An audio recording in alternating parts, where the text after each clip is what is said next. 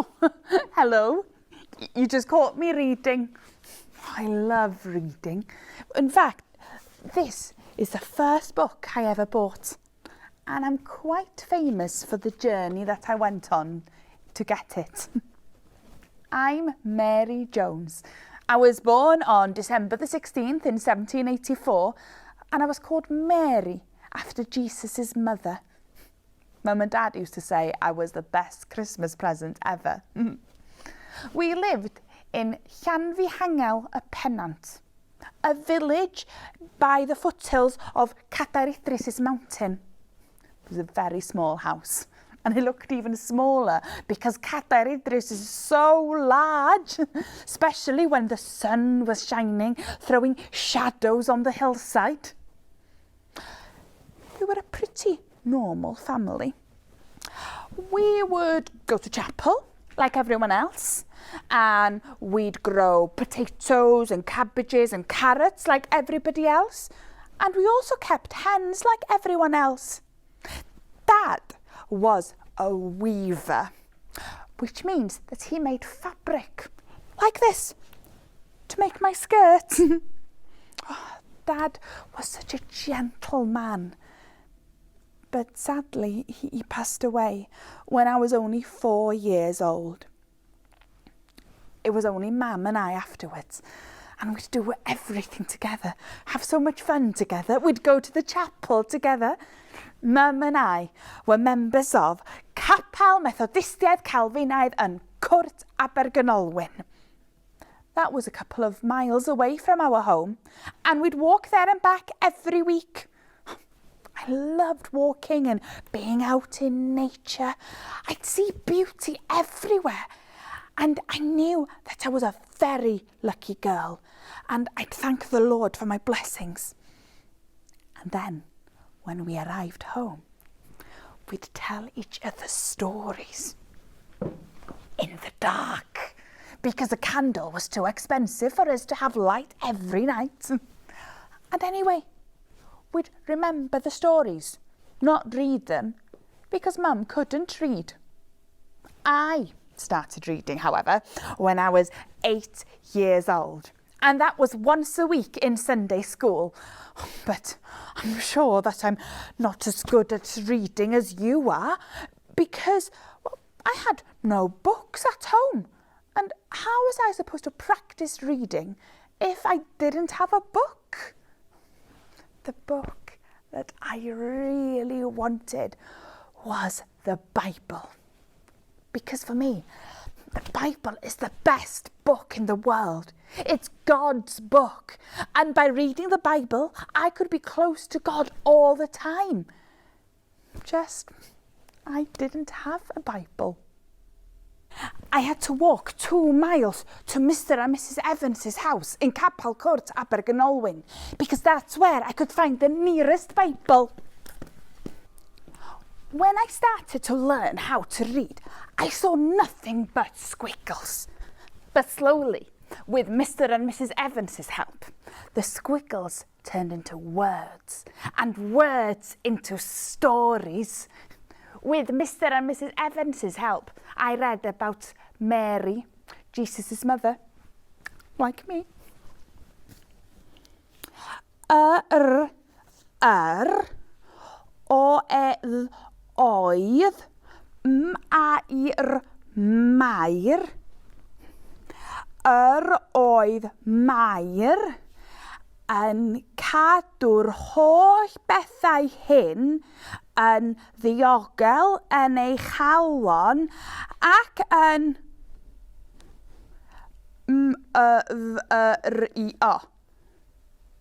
myfyrio.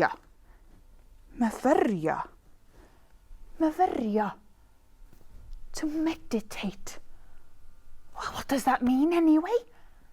When I asked Mrs. Evans, she said that to meditate is to think about something for a really long time.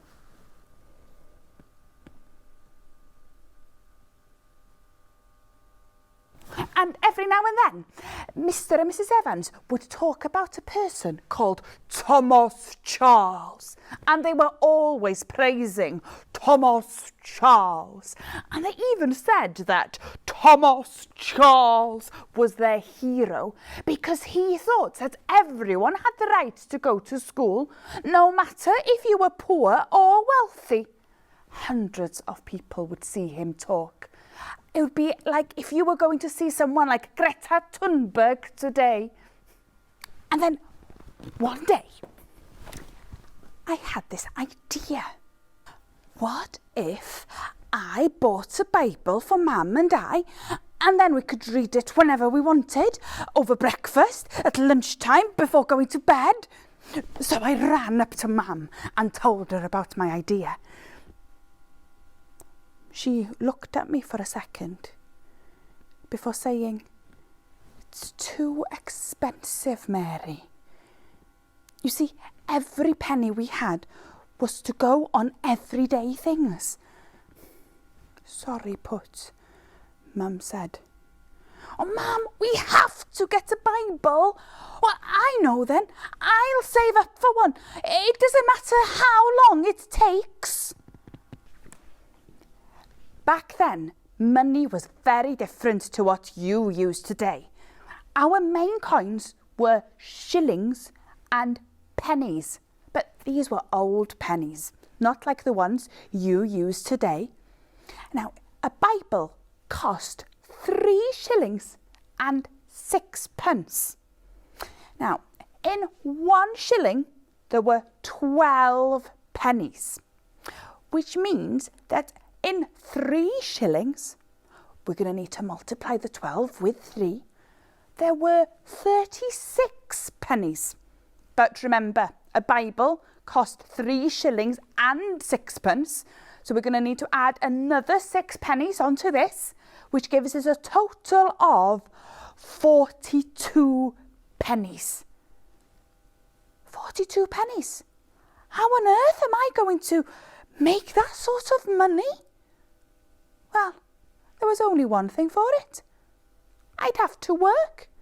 I'd have to work and collect and save up every single penny by myself. To begin with, I washed and scrubbed people's floors.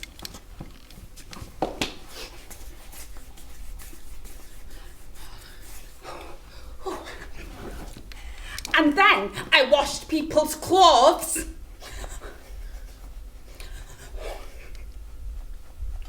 And then I dug people's gardens.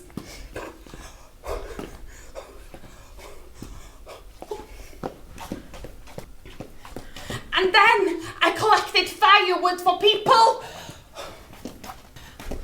And then I ran errands to the shops for people. And then I helped the farmers collect the wheat at harvest time. And then I mended people's blankets. And it took me a full year to complete all of this work. But at the end of that year, I had made 1 penny, 2 pennies, 3 pennies, 4 pennies, 5 pennies, 6 pennies, 7 pennies. 7 pennies. After a whole year of working, I've only made 7 pennies. So if it's taken me an entire year to make 7 pennies, how long is it going to take for me to save up 42 pennies? How much I need to buy my Bible? Well, I need to divide 42 by 7. So,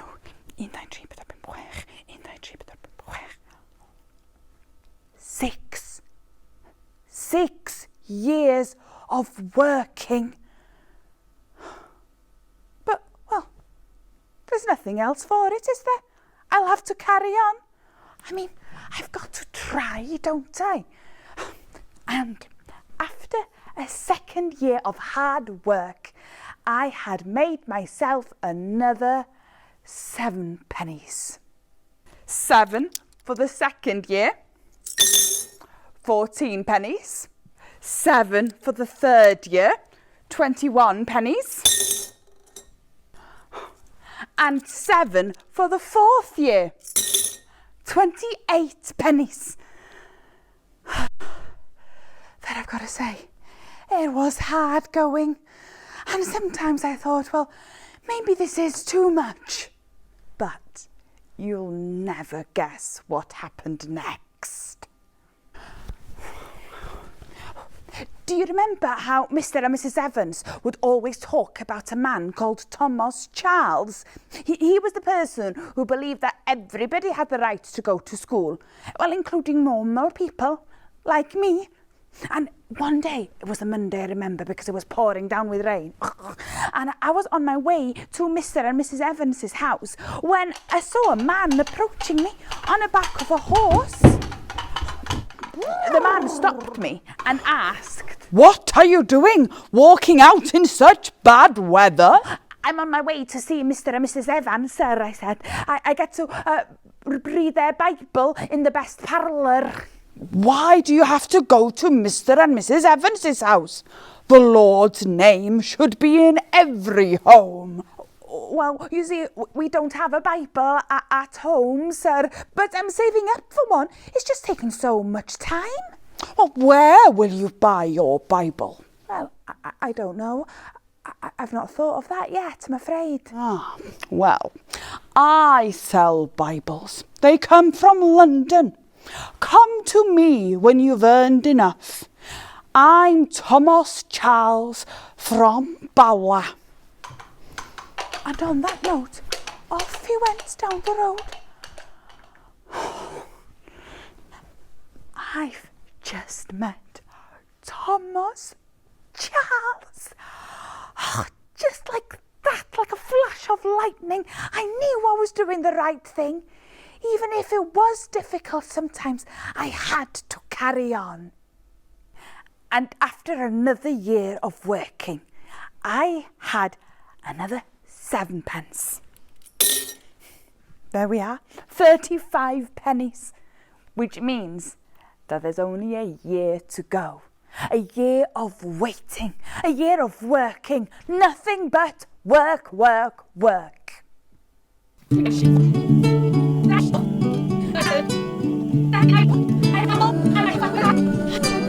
And after that final year of work, I had the last 7 pennies. 42 pennies.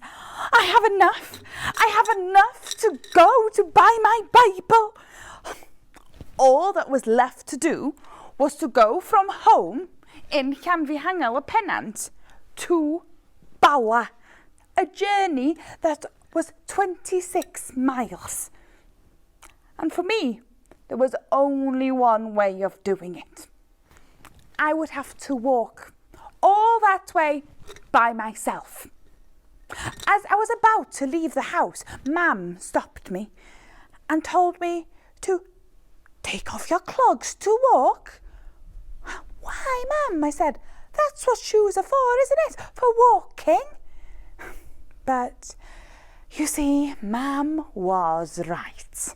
She didn't want me to ruin the only pair of shoes that I owned by walking all that way up and down the hills. So I had no choice but to do as Mum said. To take off my clogs and to walk barefoot. Bala, here I come. Although I was now 16 years old, I'd never walked this far on my own before, and the journey was long, lonely and difficult, especially doing it barefoot. But after a long time of walking up and down the hills, going over the rivers and through the fields, I saw a sign in the distance, And it got closer and closer. Bala! Finally. I walked into the town, down the high street, and I saw Thomas Charles's house, and I approached and knocked on the door. Oh, hello, Thomas Charles, sir. Do you remember me? I've come to buy my Bible. It's taken me 6 years to save up all the money, and I've walked 26 miles to get here. Hello. There are no Bibles. There are no Bibles. There are no Bibles. Oh, have I saved all that money and walked all the way for nothing? Well, you see, the Bibles are on their way. They'll be here in 2 days. Been a bit of a delay. I know. Why don't you wait here until the delivery arrives? Or Mrs. Charles will be delighted to have you over. Oh, well, thank you, Mr. Charles. And in 2 days' time, the Bibles had arrived. And do you know what? Because I'd persevered, Thomas Charles gave me a second Bible for free. Before I took a step anywhere, I opened one of the Bibles. It was the best feeling ever. It's important for us all to take small steps to go far. It's important for us to be determined. It's important to carry on and to think about things, even if it does feel like it's taking forever at the time, because it's worth it in the end. Thank you, Thomas Charles. Now I'll be able to read with a friend, and I'll be able to help them to practice too. And although these Bibles were heavy, I walked home smiling all the way. And on my way home, I noticed that you could see my footprints all over the path. The sun had been shining, and it dried the shape of my feet in the earth. Every determined step seen clearly. My footprints, Mary Jones, going to buy my Bible. And that's not the end of the story. It's quite incredible, to tell the truth. Thomas Charles decided that he wanted more and more children to get the same chance that I did to learn how to read. And so he started something called the Bible Society. And thanks to Thomas Charles, my footprint and that of the Bible Society can be seen in over 100 countries today. But I do want you to remember that every single one of us leaves our footprint on the world, whether we're walking barefoot, in clogs, or in a pair of trainers.